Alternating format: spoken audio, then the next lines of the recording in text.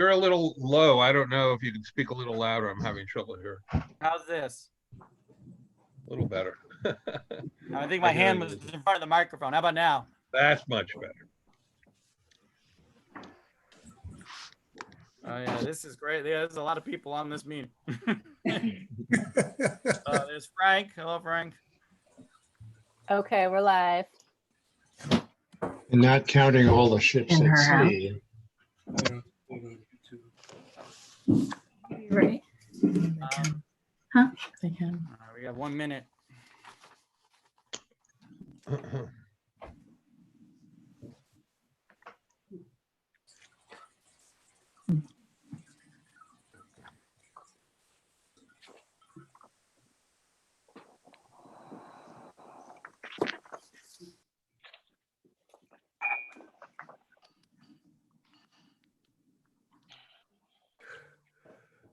So Dick says he doesn't have sound yet.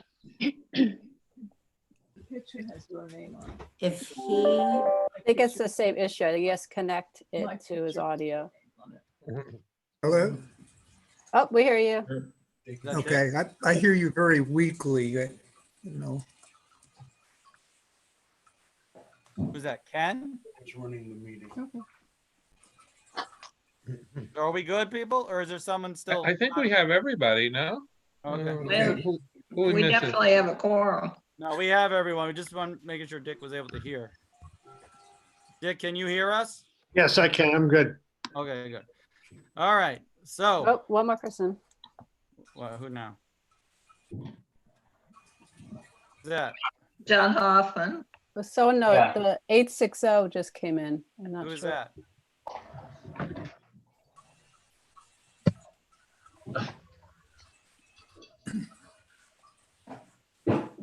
Who's 860-712? Yeah. Who's that? This is Caitlin Lyle with the Millerton News. Oh, yeah, no. You can, I don't know, you got the invite from somewhere, but we're, the live broadcast is on YouTube on the Pine Plains Planning Board YouTube channel. This is for, Oh, excellent. this is just for the participants. Thank you very much. All right, thank you. Anyway. All right. Okay, so I'm calling the May meeting of the Pine Plains Planning Board to order. I have actually something I want to read first, just to start off the meeting. I want to thank the applicants, the consultants, members of the board, and public for tuning in for this online remote meeting of the Planning Board. It is important that during this time of the pandemic that the functions of government carry on, and it is under that premise that we are holding our meetings remotely and live streaming them on YouTube for the foreseeable future as prescribed by the governor's executive orders, including Executive Orders 202.1, 202.14, and 202.28. We understand that this particular month brings an application that may have more people tuning in than normally come to or watch our meetings. Therefore, I just wanted to say a little something about the planning board in general. This board is a non-political body whose members are appointed by the town board to staggered five-year terms. You will notice that this is longer than the term served by the town board members. Therefore, the board gradually changes over time, meaning the planning board, and the members are appointed by a variety of administrations, creating diversity. This also serves to preserve consistency in the application of the regulations and insulate the board from political pressures. There are a total of 7 board members and 2 alternates. The board is charged with making planning and review decisions on applications that are submitted by the citizens, residents, and companies in the town. The board follows the process and guidelines set forth by the zoning code, local and state laws and regulations and practices in order to make decisions. The board members are all volunteers from the community, your community, and the work can get somewhat technical in nature. The members dedicate a significant amount of time studying applications, the zoning code, local and state laws, and so on every month. They also take classes every year in order to satisfy a continuing education requirement. I'm grateful for all the effort, knowledge, and passion the members bring to the table every time we meet and all of the time they put in. Lastly, I want to note that while the applications that we address vary in size, complexity, scope, and impact on the community, I want to assure you that the manner by which this board looks at and handles each application in relation to the applicable laws and regulations is always the same, no matter if it is an individual homeowner, a small business owner, or a large developer. We move through the prescribed process as thoroughly, as correctly, as exactly, and as quickly as the regulations and circumstances allow. Nothing more, nothing less. I would say that those that would suggest otherwise are not familiar with how we conduct ourselves, and we hope that you will be tuning into, and when circumstances allow, joining us in person at our upcoming meetings. One further note I'd like to make: this is a public meeting, not a public hearing. The board has always been in the practice of only taking comments from the public at public hearings. Applications of any significance usually get a public hearing. It is at that time that the public has the opportunity to make live comments. Outside of that, comments are welcome in email at planningboard at the address being planningboard@pineplains-ny.gov, or directly to me at pbchairperson@pineplains-ny.gov. And with that, we have the first item up for the meeting, and that is a sketch review from the Durst Corporation, or 1133 Taconic. So if the applicant, whoever's going to speak first from the applicant, can begin. Thank you, Mr. Chair. My name is Stuart Messinger. I'm the Vice President for Land Development at Chazen, and I'm also the Principal Planner for this project for Chazen. That job is a lot more interesting and fun than my other job. With me tonight are Jennifer Van Tile. Jennifer's in the center of your third row here on Hollywood Squares. She's counsel for the project. Our project manager with Chazen is Catherine Mannion. Catherine is in your fourth row, second from left. And we also have Lisa Baker from the Durst organization. And Lisa is in the second row, second from left. And Lisa is really going to be observing us tonight. So that's our team. And Jennifer and I will really be doing the bulk. I'll be doing the bulk of the presentation, and then we'll try to answer any questions that we can tonight in anticipation of our next meeting. So I appreciate everybody getting together this way. I understand this is your first Zoom planning board meeting. This is my 6th or 7th now, but not with so many people on it, which is both distracting and not distracting, because I really can't see if you're rolling your eyes now. Your faces are too small to see what kind of impression I might be making. So I'll have to hope for the best. What I want to do tonight is walk through our pre-sketch application, and then again, answer questions. Our thinking is that tonight is an introduction to what we've submitted, and then at the next meeting, you will have had time to digest it, consider what you've received. You'll also by then have comments from your planner and engineer, and we might then have a more substantive discussion. But of course, we're happy to answer anything that we can tonight. I want to just start off by giving a brief overview of the documents that we submitted. On April 15th, we submitted a letter withdrawing the prior new neighborhood development NND application. We formally submitted the pre-sketch application. We submitted a figure showing all lands owned by the applicant, and here's where we see if we practice well. I'm going to try to share my screen, and with this image here, look at that. This is a figure we submitted that shows all of the lands owned by the applicant in both Pine Plains and Milan. You saw this figure at the February 19th meeting that we had with you. The lands in light green are the lands owned by the applicant during the time of the prior NND application. The lands that are dark green are lands that were acquired subsequent to that application. And I think it's sort of important to notice a couple things.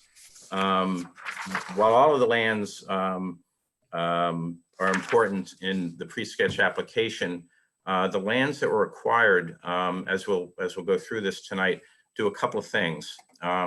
They connect to some other lands, the lands owned by the Dutchess Land Conservancy, Friends of Sissing Landmark, Thompson Pond Nature Preserve. So they provide some connectivity to those resources.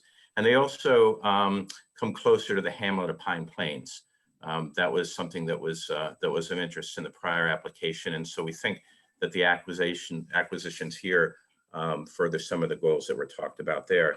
More opportunities for recreation, more connectivity. We also submitted a yield calculation table and a yield figure. We submitted a primary conservation features figure. We submitted a secondary conservation features figure, and we submitted a proposed 50% open space map.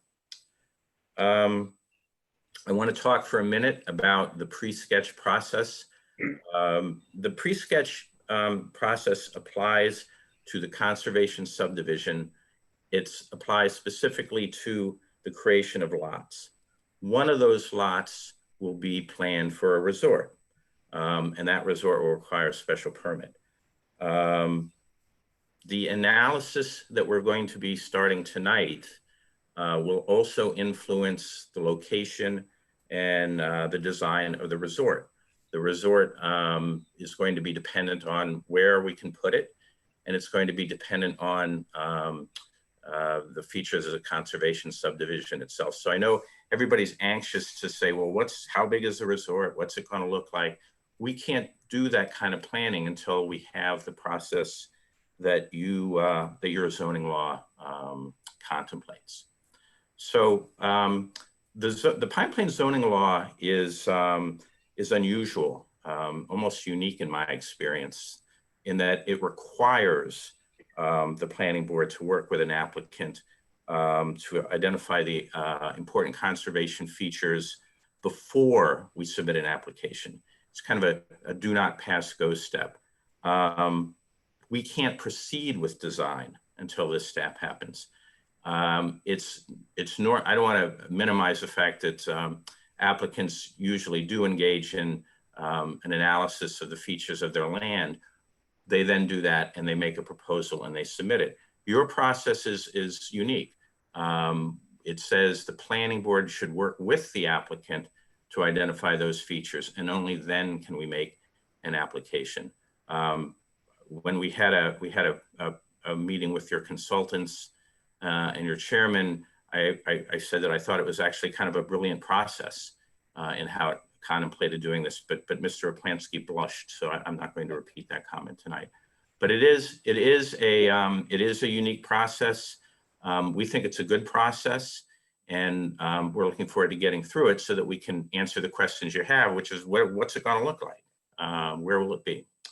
So just to kind of walk through how it works is the 50% open space map is one of the two results of this process. The other is the yield calculation table, and I'll get to that in a second.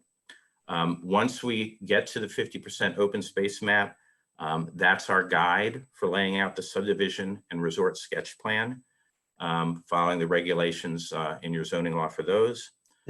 We will then submit the sketch plan application, the resort application, a sketch plan application for the property in Milan, which again doesn't have an analogous process such as you have here, but we need to know what we're going to do in Pine Plains before we can develop a plan for Milan. The sketch plan applications, the resort special use permit application will constitute the action in SECRA. That'll be the beginning of the SECRA process. We've committed to a full SECRA process. We'll have scoping, there'll be an environmental impact statement, there'll be a robust public participation process, and we would expect that the open space plan will be refined during the SECRA process. Mr. Fish asked us when we had an earlier meeting, a pre-meeting, whether, you know, the open space plan was it. We're going to say, oh, that's it, and we can develop everything else. That's not the case. This is the framework for us to develop the project, and we expect that the plan will be refined as we go along. We thought we wouldn't focus tonight on the yield calculation for two reasons. One is we've been asked to provide the backup data and calculations to Mr. Jakowski. So we're in the process of pulling that together so he can check the work. And the other reason is that it's a straightforward mathematical calculation. There's not any subjectivity to it. There's not any, well, if you did this, if you did that, it's just math as laid out by your zoning law. So our thought was to get the backup files to Ray, have him check them, and then at the next meeting we could talk about whether the math is correct on that. So what we thought we'd do tonight would be to focus on what's the more interesting aspects of the project, which are the conservation resources and the 50% open space map. So I'm going to go to the next figure, which is primary conservation features. You'll note that some parts of this mapping extend off of the property, and that's because your zoning law requires that mapping of resource features extend 200 feet off of the property so that you can look at them in context with surrounding properties. And I think that becomes important when we look at the open space map in a few minutes. So primary conservation features are defined by the zoning law. They're not optional. They are what the zoning law tells us that they are. And so they are slopes that are 25% or greater, ridge lines, surface water resources, including wetlands and floodplains, streams and watercourses, and critical habitats identified by the DEC Natural Heritage Program for rare, threatened, and endangered species. And so this map shows those features. There are 635 acres of slopes greater than 25% on the property. That's the area in brown. There are 251 acres of surface water resources. That's the area in blue.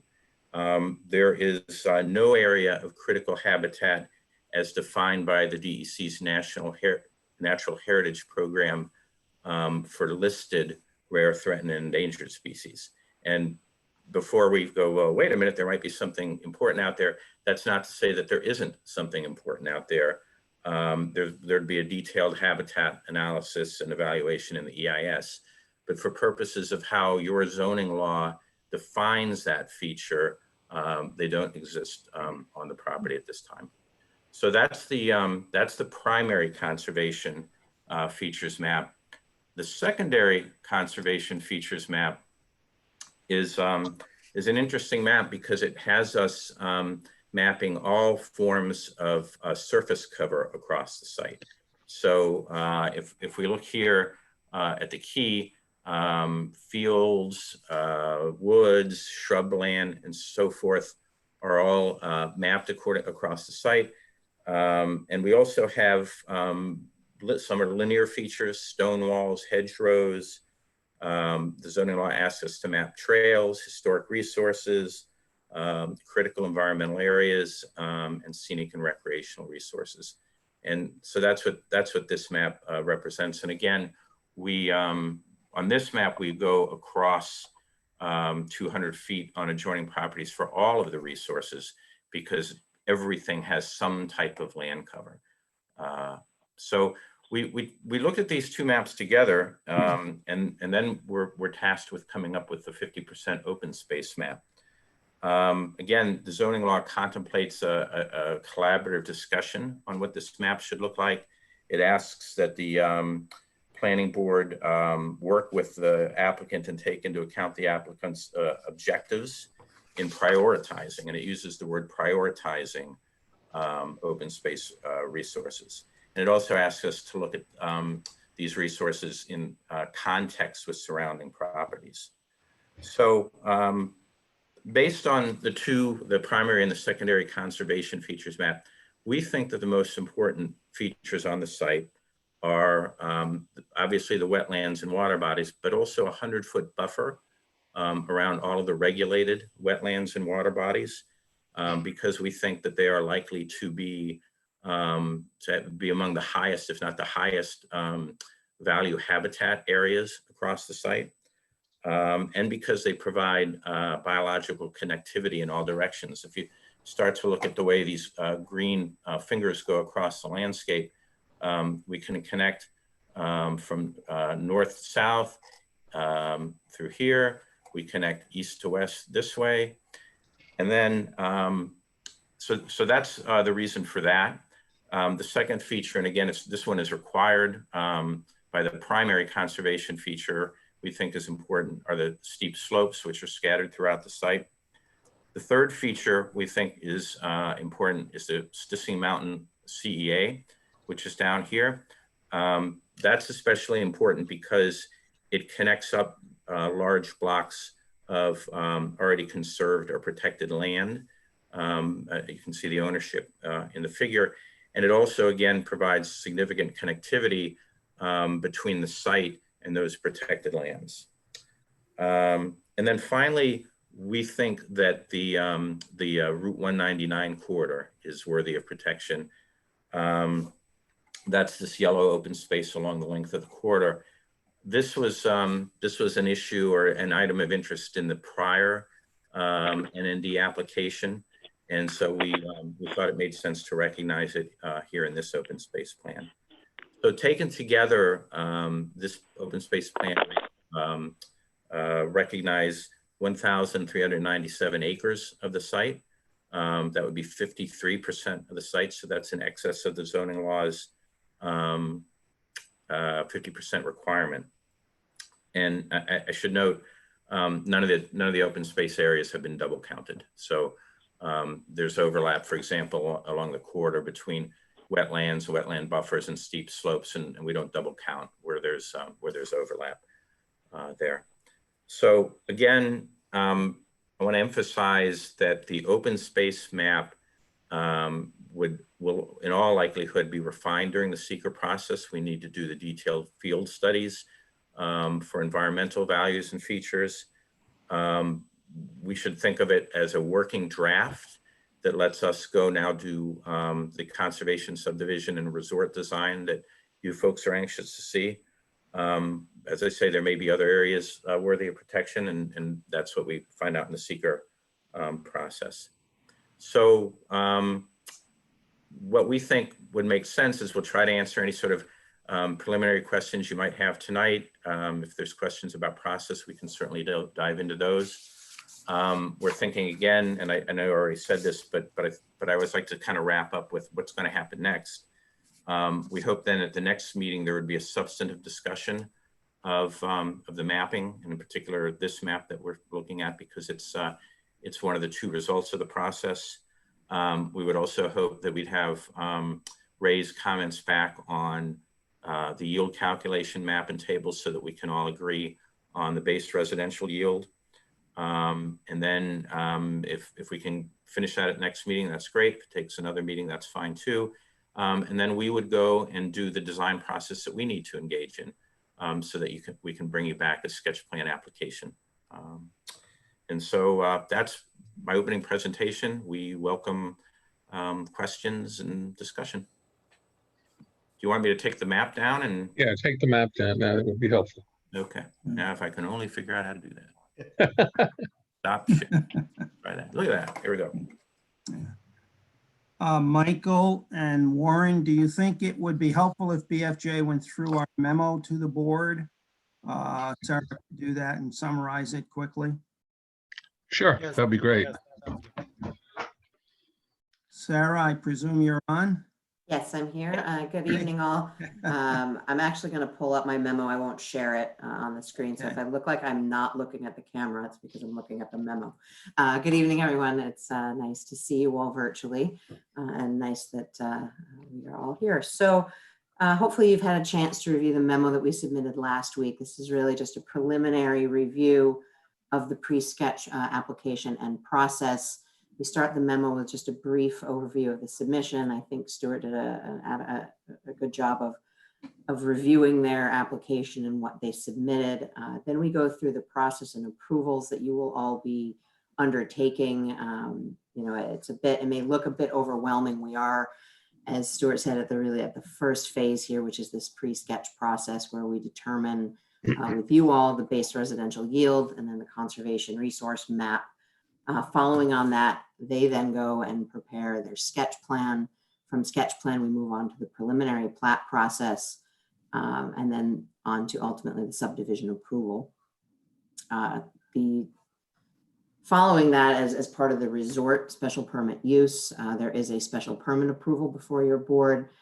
We don't have any information at this stage on that approval process, other than that they will be submitting as part of this process some type of resort use. We would note, and we note this in the memo, that the resort use in your code must adhere to the zoning area and bulk requirements of the rural district. So that really limits, if they come in with the resort use special permit, that really limits the resort use to a height of 35 feet, lot coverage of 30%, and a maximum building footprint and gross floor area of 12,000 square feet. So that really limits the bulk on the resort site under that particular special permit use.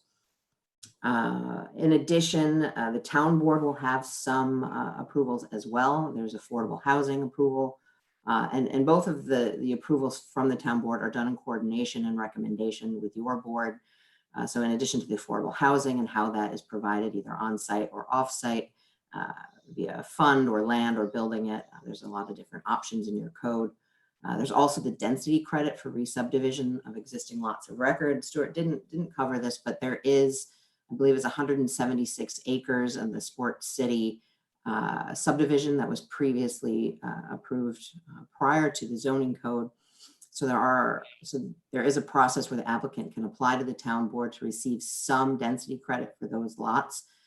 It's important to note that they are not entitled to any of that, any density credit. It's all at the discretion of the town board in recommendation and coordination with your board.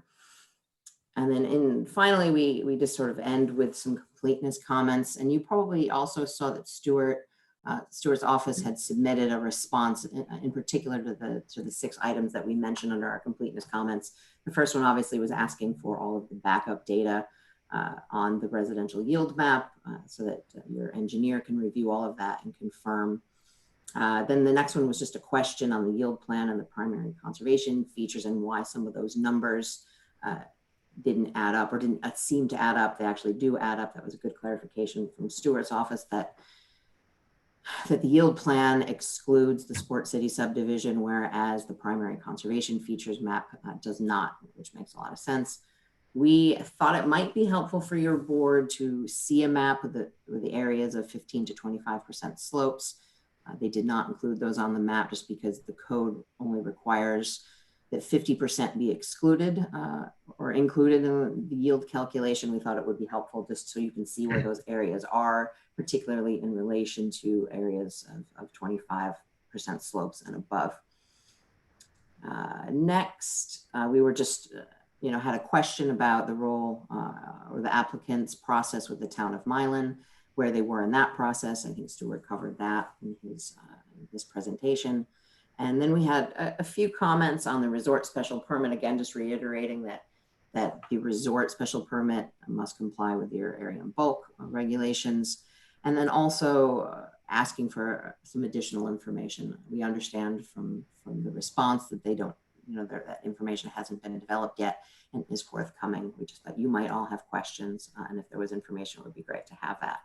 And then finally, just a comment on the density credit for re-subdivision, and really that this process is at the sole discretion of the town board with a referral to a recommendation from the planning board. And that is a basic summary. If you have any questions, we'll be happy to discuss further. I might add, Sarah, this is Frank Fish. When we first went through this, we went through all the numbers in their memo. I know Stuart was saying it's sort of math, so did not go through them all, but the end of their memo, you all noted probably that their lot area that they feel they can get is 223 lots after they've, gone through the open space and all of the environmental constraints. What we asked about was, their interpretation, for instance, of the special permit, those 176 acres in Sports City. They interpret it the same way as we interpret it, and that is that's up to the town board. So the town board could, in theory, give no lots attributable to that, or they could give a number of lots that be determined by them. I would think they would ask for the planning board's advice on that. The other thing we were a little concerned with you not seeing anything on the resort was what were the standards for the resort, and Sarah covered those, and I believe the applicant agreed in writing with us in their response that the existing zoning code provides you with guidance on that, the 35-foot height, the 30% coverage, and the 12,000 square foot maximum to the resort building itself. So those our understanding of this is that the 223 lots could be added to slightly by the town board in terms of the Sports City, and that the resort would come in the future, but it is fairly contained or reasonably contained in the zoning code as to what the requirements for it are. So there's a number of fair restrictions in the code on that. So can you, when you say, so it would be 223 plus the portion of Sports City, or what, just clarify that. Yes, on the Sports City application, they would apply to the town board for a credit for lots there. There's a subdivision exists there, as you all know. That is up to the town board's total discretion. If the town board said, gee, we're going to give, I'm just picking a number, say they said 50 lots, then you would have 223 plus 50 would give you the total lots on the property. But the town board could also say 0, in which case they don't get any credit. I'm not saying the town board should do that. That will be up to a future town board discussion with possibly, I think, input by the planning. Your recommendation. So some of those lots have homes on them. I mean, aside from there's like 11 or something that are still not owned by. That's correct. Yeah. And some of those lots are in Milan. So we might want to engage Milan in this discussion early on rather than wait until we've decided on a number of houses, number of lots. Yeah. Yes, and you have the ability to do that. I understand the applicant's position that it might be for them. They didn't feel it was necessary now, but as a matter of courtesy, I think Warren agrees and the chair, you can invite Milan into any of your meetings at any time you wish, because it's your call. And I think also once Sinker starts, of course, Milan, we would expect an involved. But I have a question. So, but the lots that are in Milan are not in the number that they would be asking us for credit for, though. Correct. That's right. Well, but if Milan decides they're going to allow all those lots to be developed, there's probably, how many, 40 in Milan?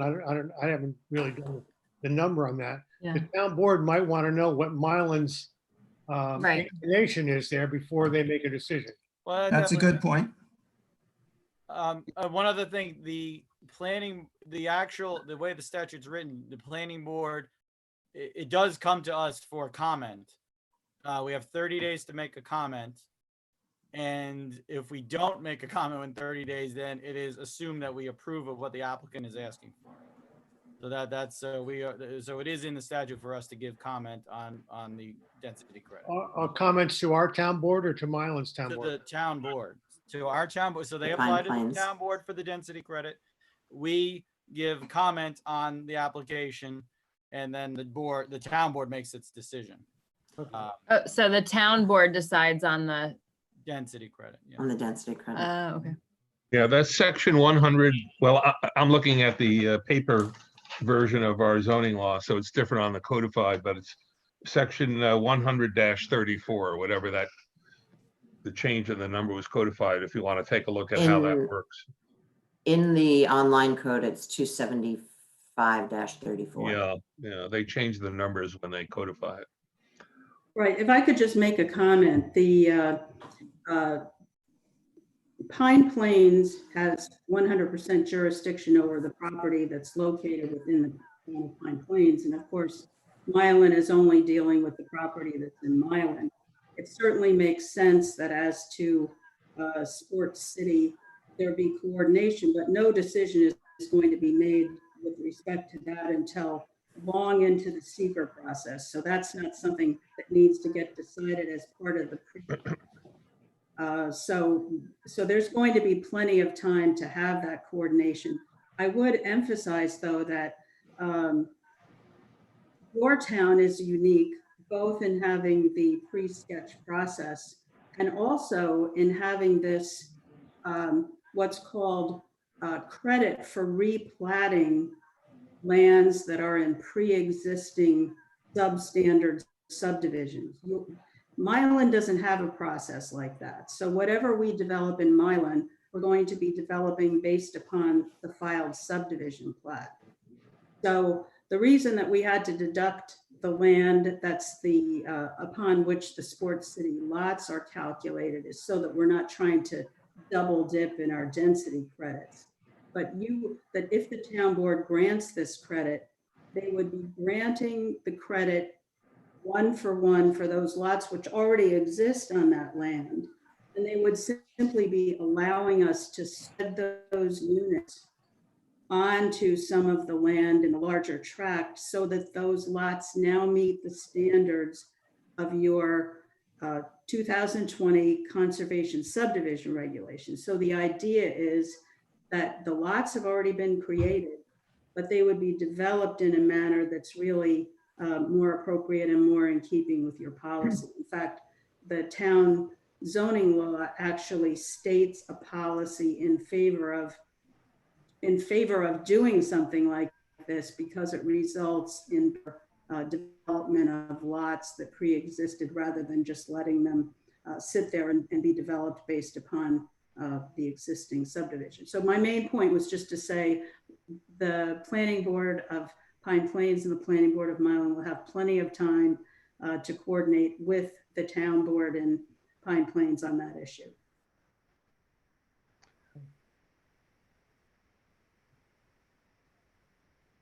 By the way, I think this is Frank Fish again, that what Stuart said earlier, and I think Jennifer agrees, the applicant agrees, that nothing at this point is going to be frozen in time. The lot count, the open space designations, this is all going to be subject to seeker. The applicant expects a full environmental impact statement. So that environmental impact statement is going to have alternatives in it, as Stuart mentioned in his letter in reply to our memo.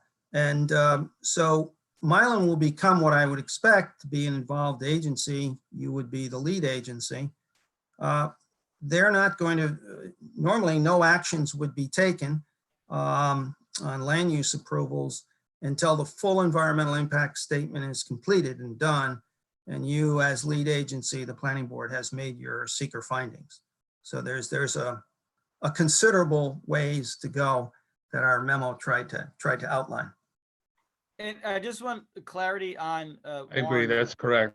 We're going to be doing the seeker process is actually the first step once we complete this process in the approval, long approval process that's outlined in our zoning law. And Mylan theoretically could become lead agency. I mean, we have to, since it's a type 1 action, we would have to solicit for lead agency status. Of course, the town planning board would be, we feel, the most appropriate agency to be lead agency on this project. But Mylan will be very much involved in the seeker review process, regardless of the town planning board being named as lead agency. And that happens at the onset. Seeker review is really after this pre-sketch review. That's the first step in the approval process. And we're anticipating that'll take That'll be quite rigorous and will take some time. And where does the density credit application fall timing wise in that process?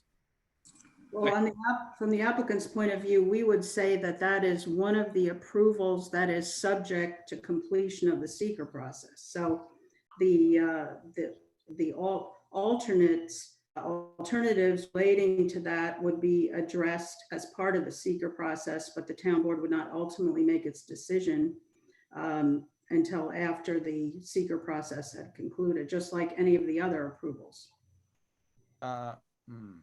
I think, though, that doesn't preclude you, Mike, from obviously, or preclude the applicant from putting an application into the town board, you talking to the town board, and you also making your recommendation to the town board as to what that density should be. Because seeker, eventually, we have to know what that sort of decision is going to be. Well, absolutely. Yeah, I don't think our zoning law addresses exactly when that density credit has to be, applied for. But if I were the applicant, I'd want to apply for that as soon as possible so that you get some idea of where the town board stands on that density credit. But that will be up to the applicant. Yes, I believe it said when the actual application was submitted with the submission. John, sorry, what are you referring to? What subdivision application? Subdivision application. When the subdivision The application. density credit.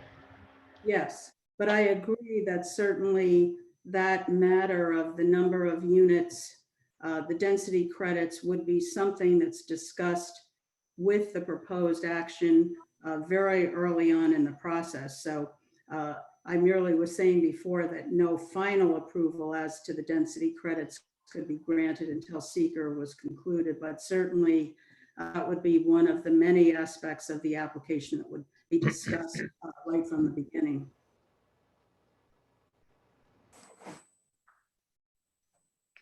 I have a question about the previously approved lots. My understanding was that at some point after those lots were approved by whatever process occurred before zoning was even in place, the county said no more houses could be built on the lots that didn't have houses yet because there was, my understanding was, an inadequate water supply. Would that in any way void the approval of those lots? I don't know if anybody's heard me. That's an issue that I don't think can be answered tonight, but it certainly is an issue as to the validity and the current validity of the prior subdivision. That would be taken up by the town board when the prior density credit is applied for. Okay, so that's a decision that lies with the town board, not with the planning board. But you understand that it's just a density credit. It doesn't mean that those lots, which are very, very tiny, would then be part of the subdivision. It would be anticipated that they would get a credit for the total density for the project for what's approved by the town board, but the lots would have to conform to our zoning, even if they're part of the prior subdivision. Yeah.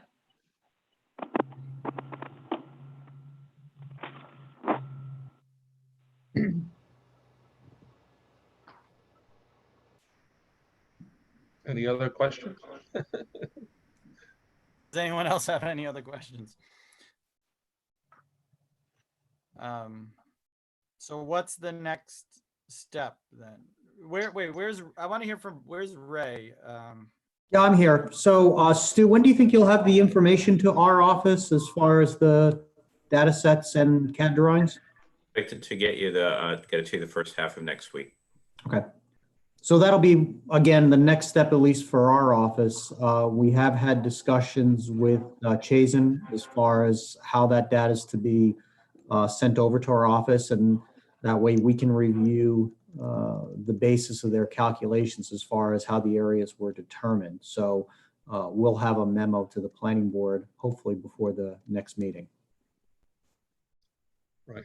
There may be another internal meeting. We did have an internal meeting with the consultants, and I would anticipate that after Ray waves in on his review of what's submitted, we may have another internal meeting among the consultants before we have another planning board meeting. But I think the next big step would be the scheduling of another planning board meeting. And I don't know when the applicant would like to do that. We should probably discuss that. We're Warren, ready when you guys are. No, go ahead. I would think you would want that maybe after Ray has reviewed their data. Oh, So that- certainly. Yeah. No, that's what I meant. Yeah. Great, yeah, terrific. Well, yeah, we're going to be flexible on, if we need to have an extra meeting, and also depending on other business that we have, and, we'll hold our June meeting if we need it. If not, we have to, adjust the timing. I mean, this format seems to make it pretty easy to do that. So, I'd be interested. I'm not quite sure. Why would the consultants be meeting without members of the planning board? Because we had some questions about the application that we wanted answered before we went to a public meeting. And the planning board I chairman. think that dialogue was posted on the town's website, so the public can see that the questions that our planner had and the responses to that. And Michael participated in that meeting. And the Michael, planning board chair. Yeah. what that was, Jane, was that we were talking about the process. We didn't make any decisions or anything. It was about the process and how this thing goes down. And that generated the 2 memos that everyone read, right? You saw I guess technically 3 memos, right? I didn't see anything on the town website because I never looked there, but the ones I got by email, I got. In an email, all the members got it. But yeah, okay. Great. Now going. Yeah, and Jane, just so you know, we had some questions that were more of a legal nature for Warren. We wanted to ask ahead of time so that we would be prepared tonight. For instance, when I said that, or Sarah said that, our interpretation on the resort, which gives us some comfort in advising you that the existing zoning code is and the regulations is what control that, even though you don't have it before you. That 35-foot height, that 30% coverage. Right. We wanted to ask Warren make that we were all on the same legal page because we're not attorneys. So that's why we wanted to have that meeting. And as Sarah said, your chairman attended that. Would we be able to get copies of the escrow agreement that was processed? Sure, it's going to be approved at the next town board meeting. Okay. We just negotiated some. This is the escrow agreement. You're talking about the escrow for professional services? Yeah, I'm sure it's very boilerplate. It's very simple at this stage because it only applies to the pre-sketch application process. There'd be a more complex escrow agreement I'm anticipating when the applicant decides to move forward with the project. Right. But we just finished the final version according to the lawyers, and I asked that it be placed on the agenda of the next town board meeting for approval of our supervisor's signature, and that will be the preliminary escrow agreement for the pre-sketch process. Mm-hmm.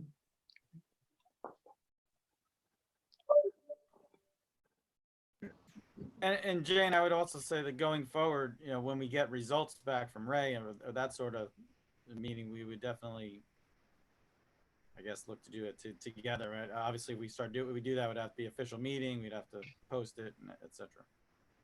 I'm sorry. Could you repeat that? I'm having trouble hearing you.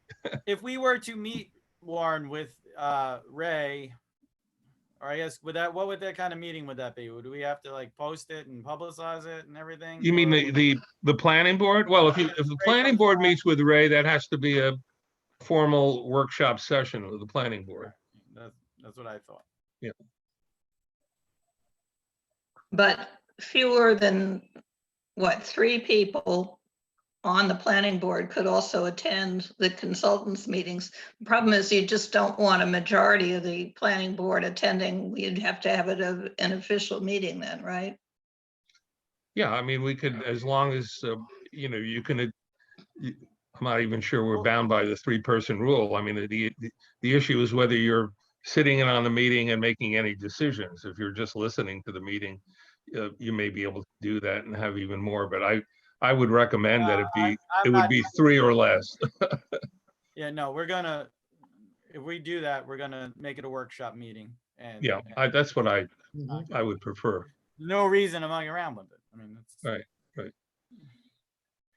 Um, But I just right. want to make sure the planning board, so that you're fully informed. It sounded like maybe Jane wasn't aware of this, but there's a memo from Chazen to Michael, which responds to the issues that were raised by the consultants. So that's certainly something. I got a copy of that memo. Yeah. Okay. So you're fully informed then what went on. Yeah.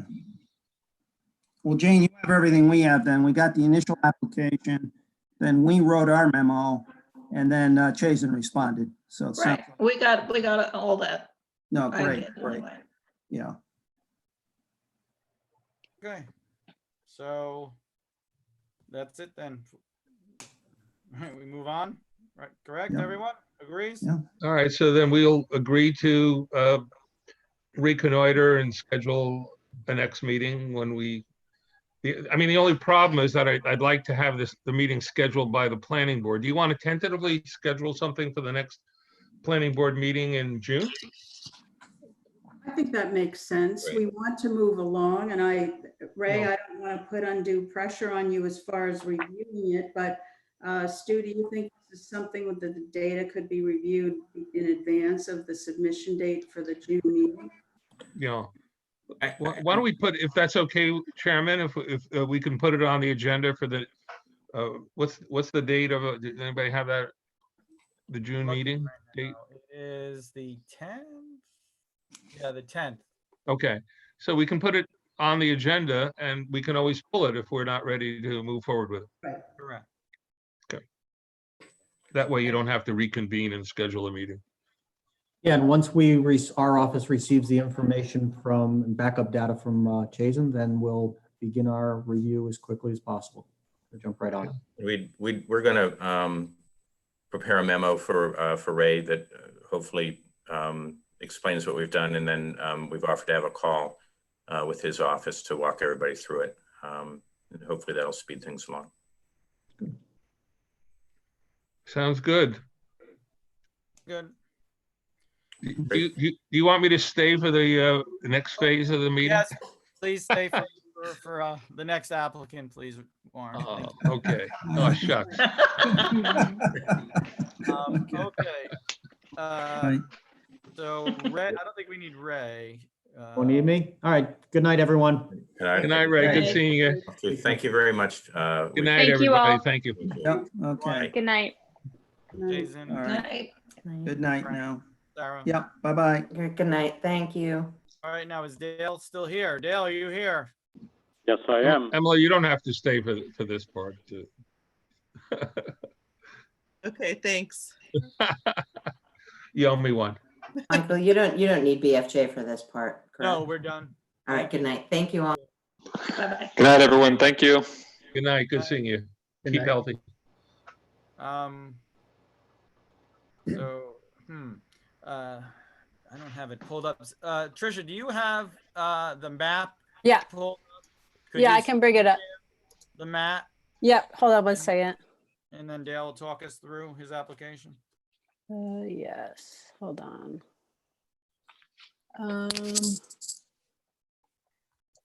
I don't know if I know how to do this. I'm sorry. I thought it would just go to my desktop, but let's see.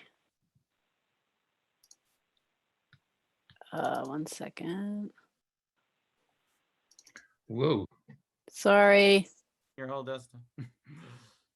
Uh, The map. nope. Hold on. I know. I should have named it map because now I'm having trouble finding it. Once again. It's at the top there, Mitchell and McLeod. There it is. Yeah. Ah, okay. Is that coming up? Yep. Okay. Yep, there it is. Mhm. If you could just resize it a little bit or move it up. Yeah. Hold on 1 second. Yeah, there you go. Just hit minus a couple of times. Oh. Over here on the left. Yep. That too Perfect, small? right there. Okay. Perfect. Okay, Dale, if you could take us through what you're looking to do. Okay, there are two lots that we're starting with. They're labeled Lot 1, which is 4.08 acres, and Lot 2, which is 70.025 acres. The proposal is to adjust the lines between those two lots so that Lot 1 will be increased from 4.08 acres to 34.374 acres. And lot number 2 will be decreased from 70.025 acres to 39.731 acres. That's the basic gist of things. Now, which one was lot 1? Lot 1 is on the west side of your map, just above the warehouse, East Coast. Right, okay, so, right. I got it, where the nursery was. Lot 1 is in my name, Dale Mitchell, as trustee. Yeah. And lot number 2 is in my name and my wife's name, Marilyn Micklow. And lot 2 would be everything other than lot 1, basically. Most basically, I guess the way to refer to it, as we normally do, the Pilch property.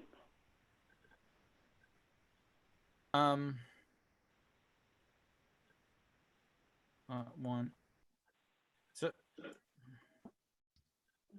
So what are you adding? You're moving some from, I'm taking lot number 1, which is now 4.08 acres, and adding to it approximately 30 acres to increase the size to 34.374 acres. oh, okay. So essentially, the lot line that exists for lot 4 has large capital letter A at one corner near Stewart's, and capital letter B at the corner of the other lot. That line, dashed line, will be eliminated, and lot 1 will become a new lot of approximately 34.374 acres. A portion. All the Okay. remaining. So the map says 30.294. So you're adding the 4 acres to. I get it now. I see the map over here, 34.374. Yeah, the new lot is described. Lot number 1 is described over to the left-hand side. On the left-hand side of the map, you'll see circled number 1. And that's new lot 1. It'll become 34.374. I'm taking 30.294 acres from the 70-acre parcel and adding it to the 4-acre parcel, ending up with 2 lots that are almost equal in size. One would be 34.374 and the other one 39.731 acres. Now, go ahead. The warehouse, that's a separate lot, right? That's where that warehouse is. That's there. Yeah, I don't own that lot any longer. Okay. That belongs to East Coast Wine Barrel Company. Now, would both, I know the whole property was on the market. Would both these new lots be on the market at the same time, or? There will be more work that I will want to be doing in relation to these two lots in terms of conservation easements and trails and a variety of other things. Once I get these two lots formulated, I probably would be thinking in terms of marketing after I put appropriate conservation easements and protections. Lot 2, the top hill and the wetlands area would be marketed to someone locally. Uh-huh. Could you mention a little bit more about, you said possible trails, Dale? Yes, back in September, I talked with the town board and detailed my thoughts about this. I was hoping to meet more with the town board and with some informal meetings with you at some point to talk about that, but I'm planning to create approximately 2 miles of trails that would be given to Fossil, and there would be 2 miles of trails that would crisscross the properties, approximately one trail a mile in length going north and south across the property, and one trail approximately a mile in length going east and west across the property. This would enable the town to look at trail systems that would then possibly expand in all directions, east, west, north, and south from that point. Okay. Would the north-south one be along the railroad, the old The north railroad bed? would be partially along the railroad, not totally. Uh-huh. Simply because I am proposing, as you see there, to keep a right-of-way over the old railroad bed to access parcel number 1 if I want to. I may not need that. Makes sense in terms of subdivision plans to keep an access from Route 83 to parcel number 1. And that's the railroad bed. So I would not be able to put the trail there, but the trail will go more or less, the north-south trail would go more or less through the middle of lot number 1. Mm-hmm. Sounds interesting. And where would it come out? Like, how would it attach to? It would attach to the Harold Clare property and going all the way over to the properties backing up to Myrtle Avenue, there would be a trail going all the way along the backside of those properties, protected from those properties by the pine trees, and going up to the top of Mill Hill where the fire tower or the water tower is at the present time, and accessing to the town-owned property there, which then access to the school property, and essentially could get you an easy trail all the way over to Route 82. And then there would be a trail going along the drainage ditch that now borders existing lot number 1, the 4-acre lot. There's a drainage ditch there. There would be a trail bordering that, connecting to the north-south trail. And there would be a trail coming in from the area of the post office going up to the water tower. Terrific. So that's to be done. I mean, that's not part of my application here, but I'm just looking to adjust the size of the lots. What it does in effect is give me 2 lots One which is property that should properly be developed in some way to the advantage of the town, and a second piece of property that should never be developed and basically needs to be protected. So once I'm done with the lot line adjustment, as I said, I would be putting protections on lot number 2 and creating these trails, and then would look forward to selling lot number 2 and doing something further with lot number 1.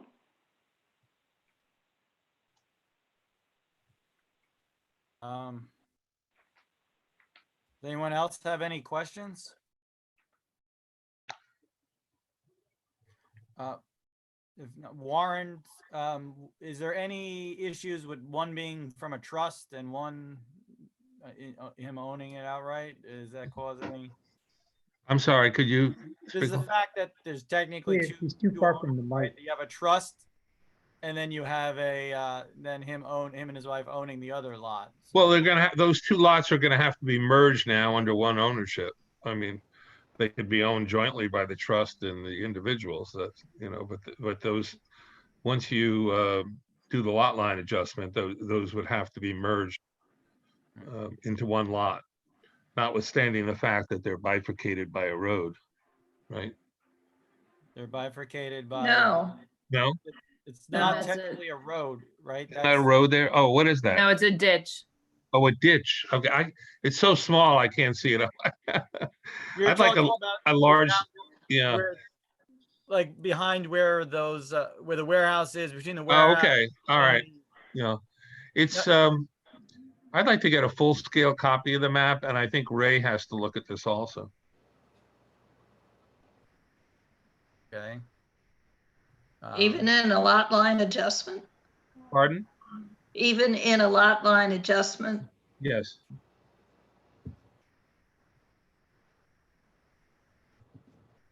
Okay. I don't think the 2 lots. What is your concern, Warren? Well, I mean, there's an issue with it. There's Dale described it as a trail, but I think the town has an easement to the water tower. It's not shown on the map. So I just want to make sure that Ray does not have any issues with that not being shown on the map. It is on the map. It is? It's right there. It goes by the post office, by the old Chinese restaurant. Oh, I'm sorry. Yeah. I'm looking at the wrong. It's too small for me to. It's too small for me to see. I see it now. Okay. Yeah. It says right of way. Yeah. Gotcha. There's All right. You can get a map at the town hall. I got one today. Yeah. Well, I'm not coming into the town hall anytime in the near future. If you could just send me a large scale copy of the map, I think you just send it to Ray and see if he has any comments. Okay. Yeah, we have to create, Warren, we have to create merger deeds, but it would not be in one person's name, 2 separate lots, and they would remain as 2 separate lots in 2 separate ownerships. Is that not? No, the way you have it, again, it's a small map, but you have it as one lot on this map. No, I don't. I have it as. Isn't that what 2 the lots. line is? The Z line across? That's 2 lots? So There's 2 lots. Yeah, that's making it number one. 1, which That's making it acres. one lot. And then the other lot is Otherwise, taken. otherwise it's 3 lots, not 2 lots. So Dale, did it start as 3 and now you're making it 2? No, it's 2 lots. It's 2 lots. There are lot 1 and lot 2. Lot 1 is 4 acres. Lot 2 is 70 acres. They are under Oh, so separate. he's joining that one to that one and then making, and also moving the 70 into 2, like moving that line. Yeah, so those 2 lots have to be merged. If that's I what you do. don't get what you're talking about, Warren. It was, The- I think Then it was, he's just- so it was 4 and it was 70 something and now you're making it, If you're merging what, God, it's so small, it's hard for me to see. If you're merging the lot on the south side of the ditch with that's better. With acreage on the other side of the ditch, those then become one lot. Right. Correct. So you The have to, lot line is moving But itself. see where it says proposed adjustment line, like down the whole middle of the big field. right, He's moving that line back. correct. So, but what's lot number one on the south side of the ditch, isn't that a separate lot at this point, or is that not? Yes, it Or is. that's part of the 38. That's part of the 30-acre lot now. Okay, all right, hold on. Let me, all right, so where the Z line is, with like Right. the dotted line with the Z's over it, Yeah, that's the current lot to the left from there. on to both 82. sides of the, I see. Yes. Okay, So all right, that's now I got it. 4 acres, and then he's adding 30.294 acres from the 70 to that. So the 70 acres is in his wife, is over here currently under his wife and his name. The 4 acres is under the trust. So he's adding the 4 acres to 30.294 acres from the other lot, and then there'll be 2. All right, and that has to become one lot. Right. Correct. So they have to be merged. Yeah. Yeah. There's a merger deed that has to be written for each of those lots, because we're taking 2 lots. By definition, a lot line adjustment starts Correct. with 2 lots, ends up with 2 lots. There are no additional lots created. Dale, We you are don't, only you gotta changing- talk to, who's your surveyor? I can't see from this. Richard Hanback. You gotta talk with Richard Hammack about that. He'll understand what I'm talking about. All right. If you're wanting to add acreage from one lot to another lot, you either wind up with 3 lots No, or you 2 don't. lots. If you want to wind up with 2 lots, the acreage on the west side has to be merged. That's correct. Right. You write So a if you merger. look, So you'll need a merger deed, that's what I'm saying. Yeah, you write a merger deed for lot 1. And you actually end up having to write a merger deed for lot number 2 as well, the way it's defined. I went through this just a year or so ago with the other 2 lots there. So the process is the same. I know that I have to do a merger deed of those 2 lots. That's correct. Or they're not 2 lots. Basically, I'm taking property from one large lot and merging it with the property in the one small lot. Correct. So when you take the property from the large lot and merge it with the small lot, that becomes one lot, which has to be evidenced by a merger deed. Yeah, I think we're all in agreement on that. Okay. That's All right, so the only other thing is just to have Ray look at it to see if he has any issues. Or do you still, Warren, you're saying that, correct? I'm sorry, what? You're saying that you still want Ray to look at it to. Well, I don't know. Or you think it's okay? I feel more comfortable if he took a quick look at it, and I'd like to see a full copy of the map too. Okay. But it's a type 2 action, right? Under seeker. Yeah, it would be a type 2. Well, Lot line adjustments are adjustment, type. yeah, as a type 2. Type 2. actually. Yeah. can you go get some what? Sorry, this is not unmuted. All right. So is there anything we need to do right now, Warren? No, No. Okay. this is, what was it on for tonight? Is sketch plan approval? I was looking to get a lot line adjustment certificate from you tonight, if possible. No, it's not. We will. You have to go through, a lot line adjustment is a subdivision. So you come in with a sketch plan, you approve the sketch plan, and then you have a public hearing on the lot line adjustment, or you could waive the public hearing. Right. So But you have to have the map in final form. before we can waive the public hearing? Yeah. And then That's why it should be looked at by Ray. That's what his. In my opinion, Warren, the map is in final form. And in my opinion, according to the law, I think the next step would be that you would be issuing a lot line, what's called a lot line in your law, lot line adjustment certificate. No, there's no such thing as a lot line adjustment certificate. Pardon? A lot line adjustment is a minor subdivision. No, it is not. It does consider it a minor subdivision, but all right. So what we're gonna do is we're gonna have Ray look at it, make sure everything's squared away, and then hopefully next month we can take care of this. Right? Does anyone have any issues on the board? Does have any issues or questions regarding this? And the previous lot line adjustments, we'd had Warren review the merger deeds. So I don't know if you don't want to have them There'll done. be a requirement of you have to have a resolution. You have to go through the process. You don't just come in and ask for a lot line certificate. You go through the process. You can waive the public hearing requirement on a minor subdivision or a lot line adjustment, but you come in for sketch plan approval and then you go to final approval. My opinion is that I'd like to have Ray just take a look at it. It may take him 5 minutes. He may not see anything there. And I'd like to just see a larger copy of this.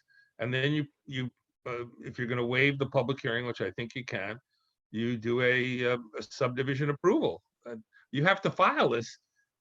You've got to sign this. You got to file it in the Dutchess County Clerk's office. They're not going to let you file it unless you have subdivision approval.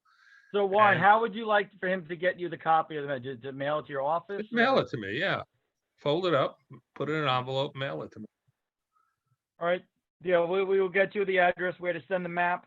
We'll get Ray to look at it, and we will.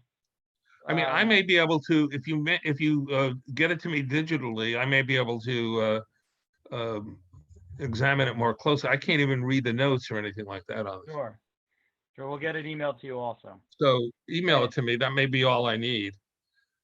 Email it to Ray, ask him to take a quick look, see if he's got any issues with it. And then you can set it down. If you want to waive the public hearing, you can do that. And then you got to come in with the final lot line adjustment map, which is a subdivision map. You have to sign it because it's not going to be filed in the Dutchess County Clerk's office without a signature of the. And Warren, that's an interesting question. In this current situation, like, how do I get? I guess I have to come into town hall and sign maps. Yeah, leave it in the town hall and you sign it, and then they pick it up. Is there a place on the map signature? I mean, you put your stamp on it, just the way you do it. Right. Yeah. This doesn't look like it has a place. And then, but the resolution approving the lot line adjustment will require a merger deed. So I have to be able to see that and have proof that it's been filed.